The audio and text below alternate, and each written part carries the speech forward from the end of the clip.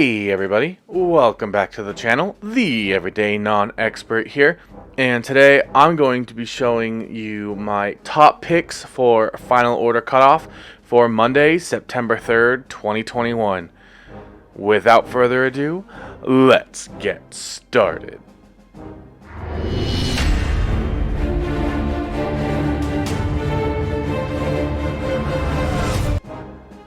And before I get started, if you could please click that thumbs up button to give this video a like, let that YouTube algorithm know that people might find this video useful and that you did enjoy this comic book content.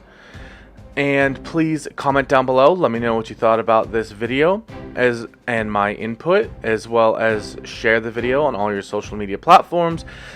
Text message it to anyone, message it in WhatsApp, whatever else you use. Just let some people know that this information is out there. Maybe see what their opinions are on some of this stuff. Create, a sort of discourse in the community. And then also subscribe to the channel so that you can see more great comic book content like this. Alright, well, the first one on the list is from Image Comics, and this one actually slid under my radar at first going through, and then when I went back to actually get the images for this video or to get the pages up, I saw it and I thought it actually looked really interesting. So basically a guy stumbles upon a dark web's assassin hired to take out an innocent target.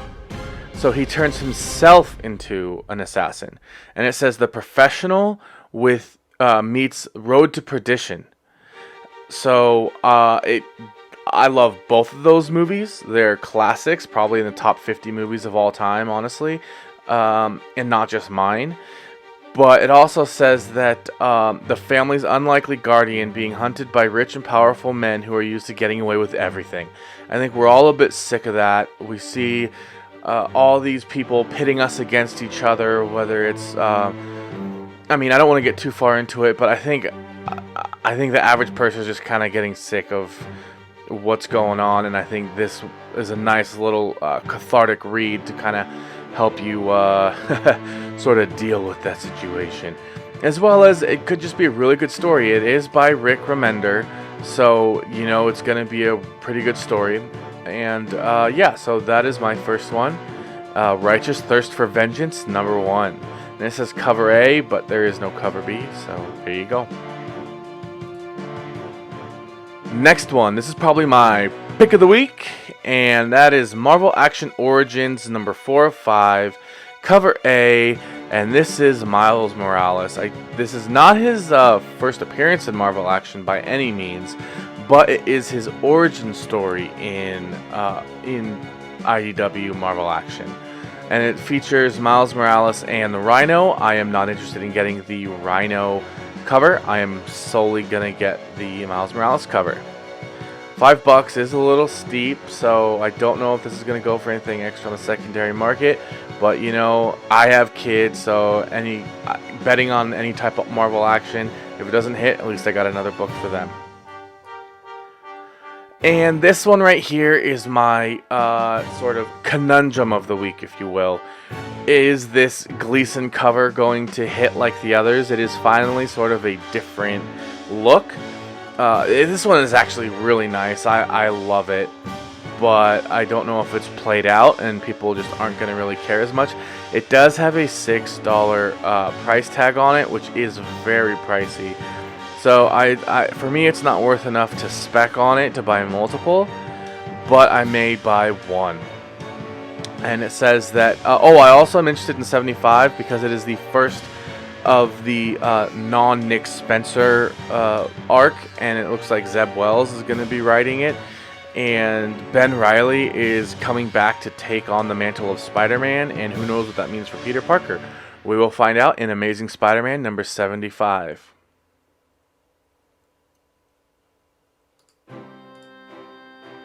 Alright, so for those of you who complain about the sequel trilogy and all the new woke stuff that Disney is sort of doing with Star Wars, well, you have Greg Rucka coming in, and he is writing Smuggler's Run.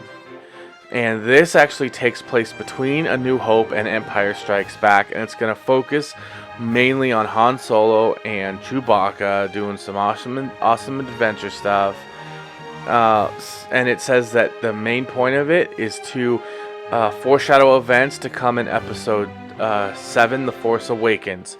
It does not mention anything about The Last Jedi. It does not mention anything about the last one, Rise of Skywalker, whatever that was called. And then, and it does add extra depth to the Grand Skywalker Saga. So for those of you who are not yet done in the Skywalker Saga in that time frame, this might be something worth picking up for you. It is by IDW. It is a $10 price tag.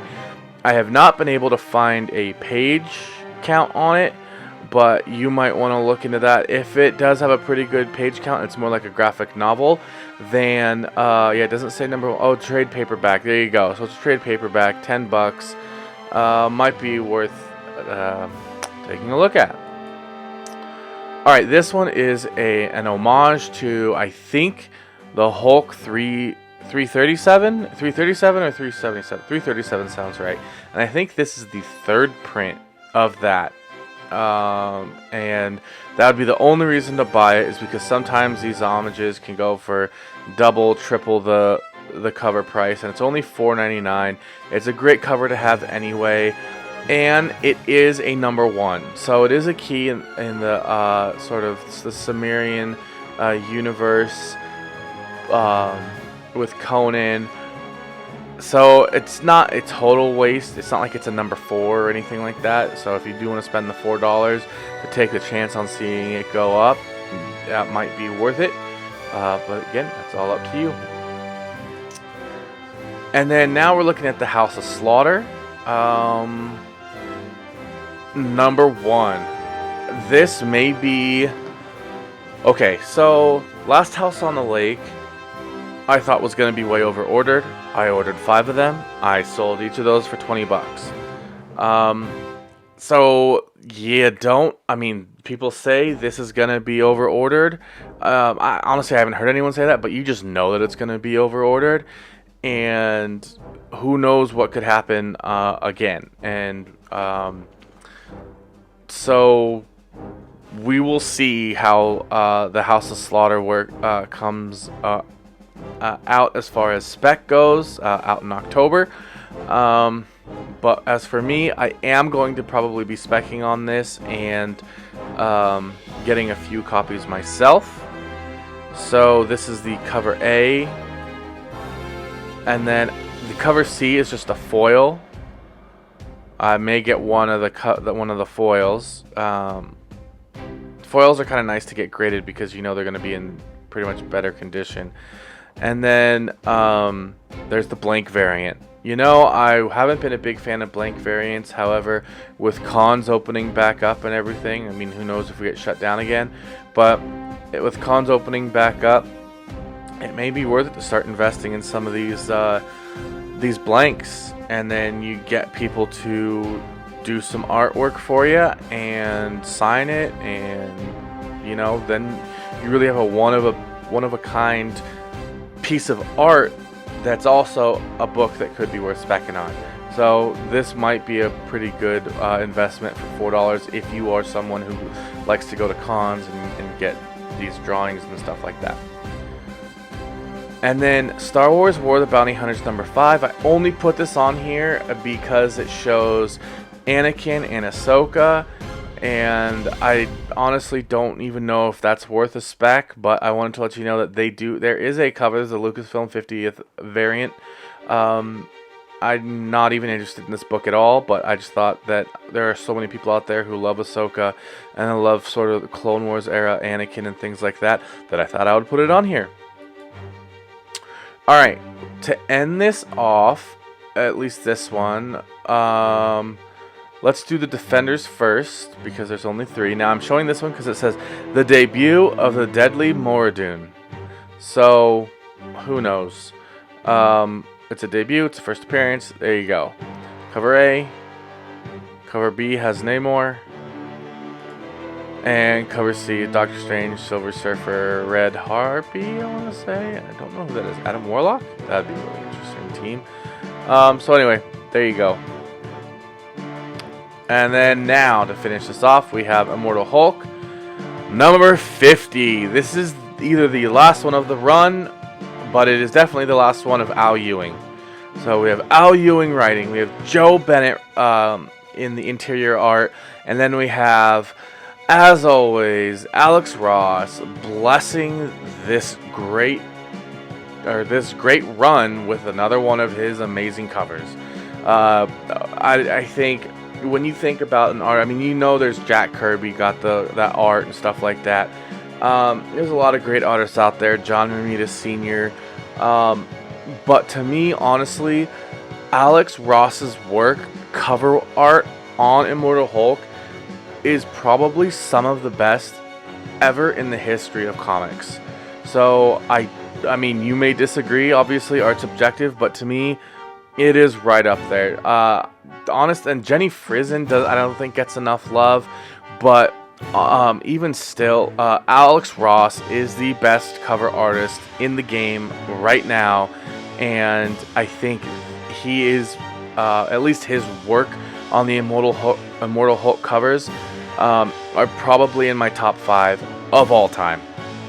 So I don't know. Let me know in the comments below. What do you guys think? Do you think Alex Ross and Immortal Hulk will be tied together forever, or is Immortal Hulk not as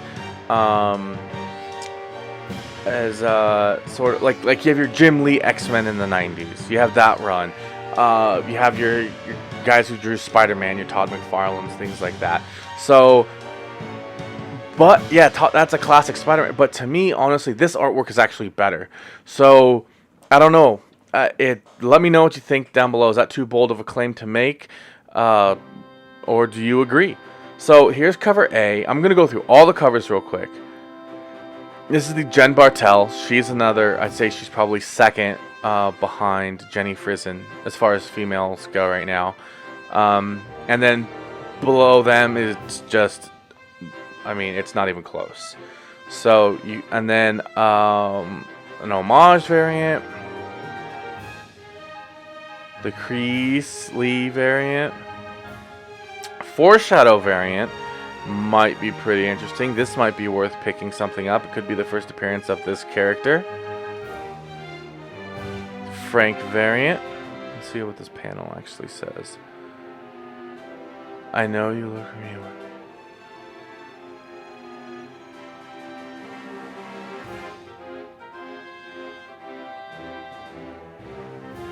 Is that when, I haven't read the last several. Is that when, honestly, I've been hit or miss after 25. Did he Hulk, is that when he went down to hell to get Banner or something? I know that was a point at some point. And then this is the green.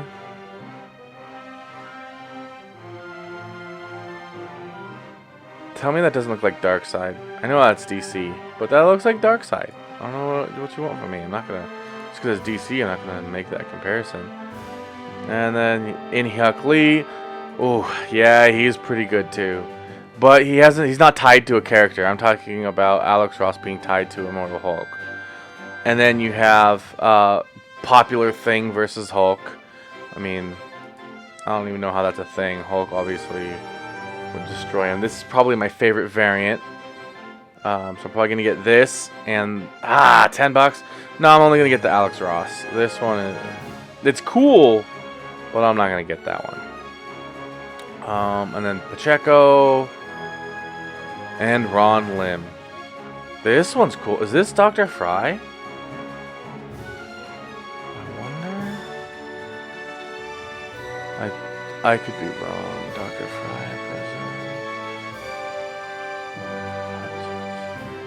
I can't let anyone find me. This one might be a cool one to have because it has the Dr. Fry on it, and we all know the most expensive book from this run is the number 2, which has him on it. Alright. That's it for pretty much everyone. I am going to pull up Lunar and be back with DC's FOC. Here we are on Lunar. Alright, so Arkham City Arkham City, the Order of the World #1. Let's see. Handful of surviving staff, few nurses.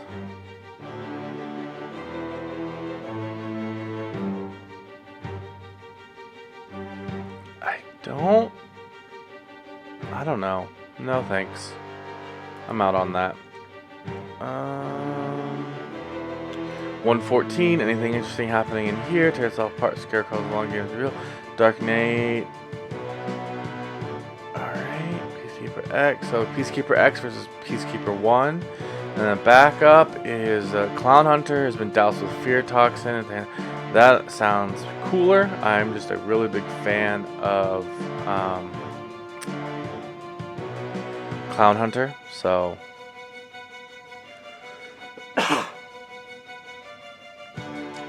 nope.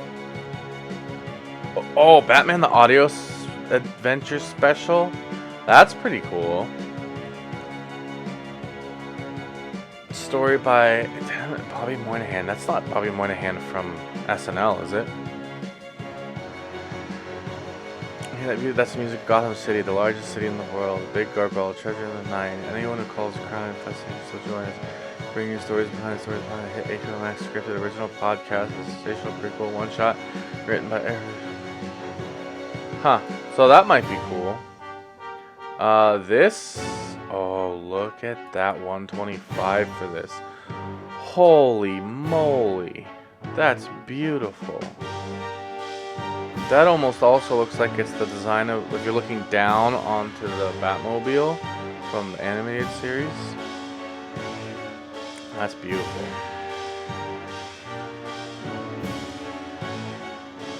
How much was that? $10? I wish I had $10 to throw at all this. Alright, Batman the Imposter, Batman Urban Legend. You know, I mean, I'm just not. Crushing Lobo. Conjuring. I do like this. I do have all of the Sinestro run from 2014 or something like that. Justice League Infinity for what in the world? Oh, Nice House on the Lake. #5. There you go. Those of you who are interested, I'm out. I got out after #2. You know, honestly, I don't get much DC anymore because stories haven't been that great and spec just doesn't hit for DC. I guess there was that one Robin, but I mean, Nightwing 78 kind of. But they have so many first appearances that I buy and things like that that I don't spike, so to me it's not worth it. So I am gonna pass on that. Alright everyone, that's gonna do it for me in this FOC video today. I hope you enjoyed it. If you did, please click that thumbs up button. If you did not like it, please click that thumbs up button anyway. And let the Google algorithm know that I at least tried, gave it my all, gave it a great effort, and wanted to put something out that you liked, and maybe other people will like it. Comment down below, let me know what you thought, especially what did you think about my comment about Alex Ross and being tied to Immortal Hulk being one of the most important kind of correlation or connections in the history of comic books. Do you agree? Do you disagree? Let me know in the comment section down below. And lastly, but probably most importantly, subscribe to the channel. Click that notification bell to all so that you're notified for all these videos right when I pick them up. Also, the best thing about seeing these videos right when they come out is I know when I see other people's FOC videos, I also like to do a little bit more homework to determine if it was in fact a first appearance, other price points, things like that, and also shop around different websites, see who's giving the best percentages off for FOC books. I know Billy over at Economics and Comics gives a really good one. He's gonna have his FOC tonight. I'm trying to do mine before. I don't like to do these after I've already seen people's. And yeah, so thanks again for checking out this video. And you can actually click here. Let's see, which video would I put there? I will probably put my first vidcast. So if you want to check out, I did a Pokemon ETB pull box. I pulled some NFL Panini cards for 2021. I had a comic book pull. I had a mail call. I had a bunch of stuff, and I'm not big enough to get any decent numbers if I went live. It's what I would like to do on some type of live show. So I just went ahead and did it on sort of a quote vidcast, because a video sort of podcast. So let me know what you thought of that. Check it out right here again, and I will see you next time. Bye.